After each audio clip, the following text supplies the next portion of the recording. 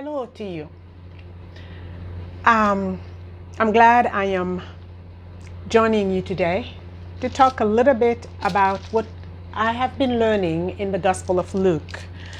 For the passage for this week, I was arrested by Luke chapter 12, starting on verse 22. I'm going to read it and then I will share with you the things that the Lord has taught me. Verse 22 says, "Then Jesus said to his disciples, 'Therefore I tell you, do not worry about your life, what you eat, or about your body, what you wear. Life is more than food and the body more than clothes. Consider the ravens. They do not sow or reap. They have no storeroom or barn, yet God feeds them. And how much more valuable you are than birds. Who of you by worrying can add a single hour to his life? Since you cannot do this very little thing, why do you worry about the rest? Consider how the lilies grow. They do not labor or spin. Yet I tell you, not even Solomon in all his splendor was dressed like one of these. If that is how God clothes the grass of the field, which is here today and tomorrow is thrown into the fire, how much more will he clothe you, O you of little faith? And do not set your heart on what you will eat or drink. Do not worry about it." So, worries. Yes, I can say that I am guilty of all the three different things that Jesus is talking about. I am worried about food because I've been sick, and so I had to remove a few things, quite a lot of things from my diet, including the things that I love, like gluten, meat, fish, and things like that. And I'm trying to incorporate other types of food. Some of them, they're found only in California or Florida or in Africa or in Asia. And just the anxiety of being able to get this type of fruit or this type of vegetable and so on. So yes, I've been worried about food. Clothes. I said to myself, right now we are during COVID, you dress whatever, however you dress, but I've lost weight. And I said to myself, what then when COVID is done? I'm gonna have to buy new clothes and new shoes. And so just the things like that come to mind. And then of course, our body. My body has gone through so much. I mean, I almost had surgery in December. So of course I'm worried. I'm worried about COVID. But then I'm worried about other things. I'm worried about my children. Even when they say, "It's okay, Mom, you don't have to worry," I tell them, it's my job as a mother to worry. Really? My job? I was thinking about all these things that I say. I'm like, wow. Then the question that Jesus asks stopped me. Verse 26, in the second half, it says, "Why do you worry?" I asked myself, why do you worry, Medine? Why do you worry? And I realized I worry because I want to be in control. I worry because I want to know what's happening tomorrow, what's happening in my life, what's going to happen in a few days, I worry. What's going on with my family in Congo? I want to be in control. I want to know the distance is too far. What's going to happen? Am I going to have surgery? All these questions, all these things that come to mind.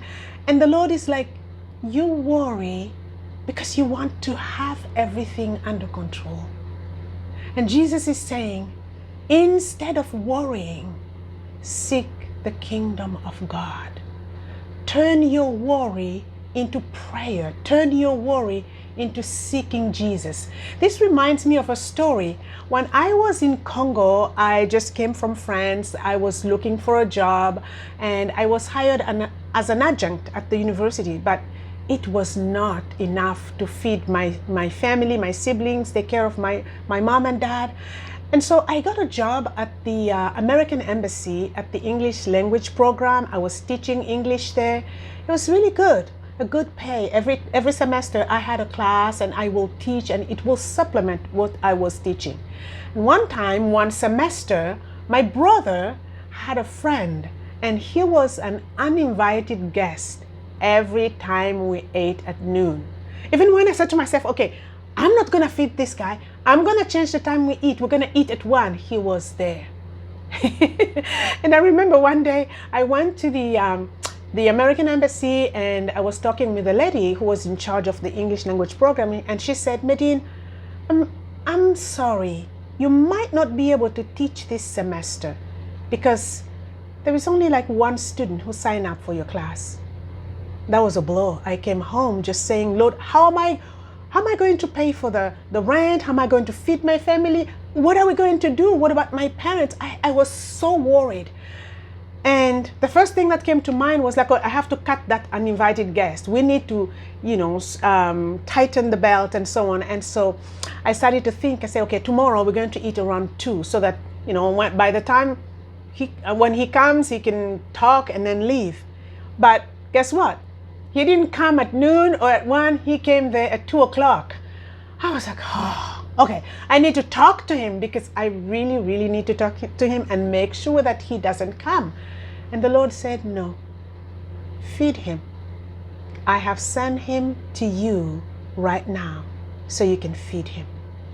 I was like, okay, I'm not his family, but if you say so, I will do it. And so that week, he came and I fed him. And I remember just being worried about what's going to happen. The weekend came, and Monday morning I went to the American Embassy, the English language program, to find out, okay, if it was completely canceled. When I got there, the lady looked at me, she said, you won't believe it, Medine, this is a miracle. I said, what? She said, you have 2 classes. The students signed up so much that your class doubled. We had to cut it in half. Now that was, it was good for me to remember that because it was a big lesson. The Lord doubled what I was getting. All my worries did not get me anywhere except for me to trust the Lord and walk with him and see what he was doing, he was going to do. I'm sure that I'm not the only one who's worried today about life, about health, about so many things. Some of you out there are worried. And I think the Lord is reminding us that it's okay for us to trust him. God is big enough. If he can feed the birds, can't he feed us? Jesus is saying, Medine, my friends, I am sufficient enough. If I can clothe the flowers and the grass, I can clothe you. And Jesus is saying, I am trustworthy. Trust me with your body, with all of your needs. I will help you. And then, as I was reading Luke, I was also reading Psalm. I just want to read three verses in Psalm 18. Verse 2 says, Lord, the Lord is my rock, my fortress, my deliverer. My God is my rock in whom I take refuge. He is my shield and the horn of my salvation, my stronghold. Such strong words to describe who God is for us. He is trustworthy. Verse 6, it says, I cried to my God for help. Are you worried? Let's turn it into prayer. I cried to my God for help from his temple. He heard my voice.